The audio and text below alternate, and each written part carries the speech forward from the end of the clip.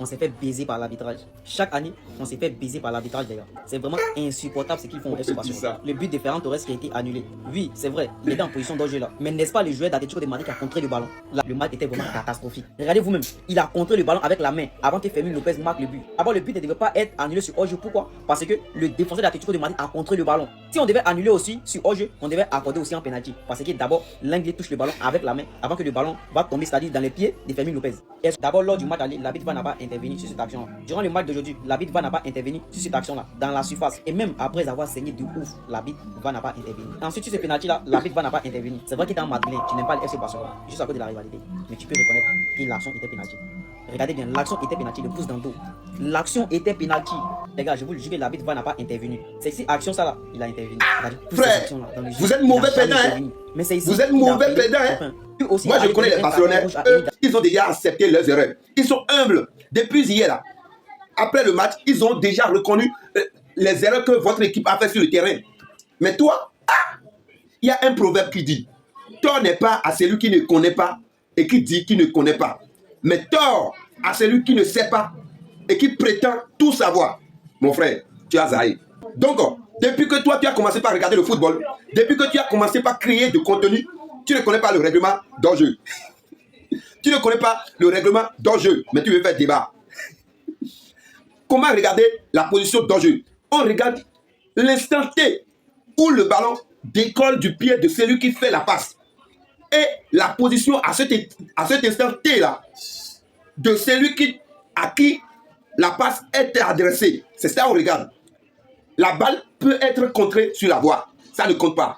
C'est cet instant T là qu'on regarde pour déterminer la position d'enjeu. Mais toi, tu dis bien que c'est vrai qu'il y a hors-jeu, mais la balle est contrée. Donc, on doit garder le but. Entre le moment où la balle est contrée et le moment où le joueur a été signalé en position d'enjeu, quel événement a eu lieu avant l'autre? Et là encore, comme je te l'avais dit précédemment, la position d'enjeu a été signalée avant que la balle ne touche l'anglais. Tu vois?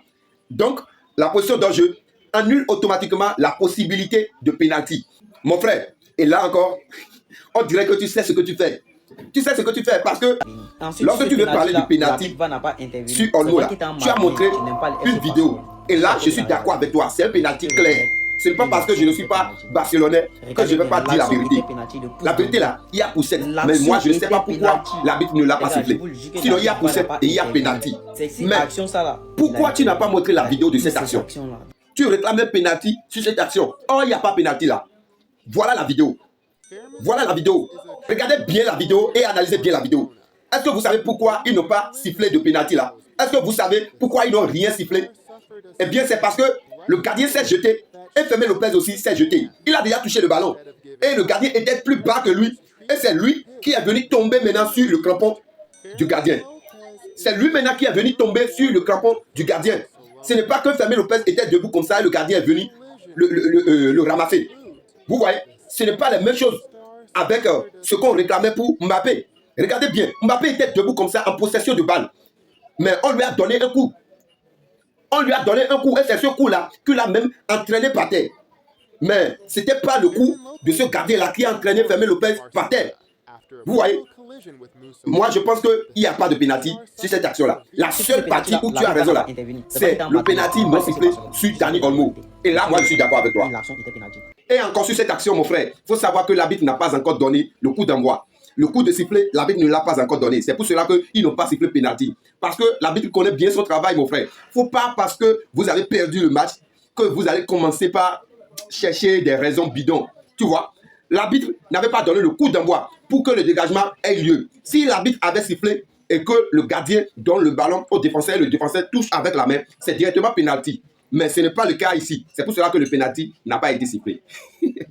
Alors, j'attends toujours que tu répliques. J'attends toujours que tu me dis le contraire. Lorsque tu vas me dire le contraire avec les preuves, c'est là que je vais voir que tu es de taille. Sinon, non, tu n'es pas encore de taille. Tu me demandais des débats, mais ce n'est pas pour le moment. Attends, après on va le faire.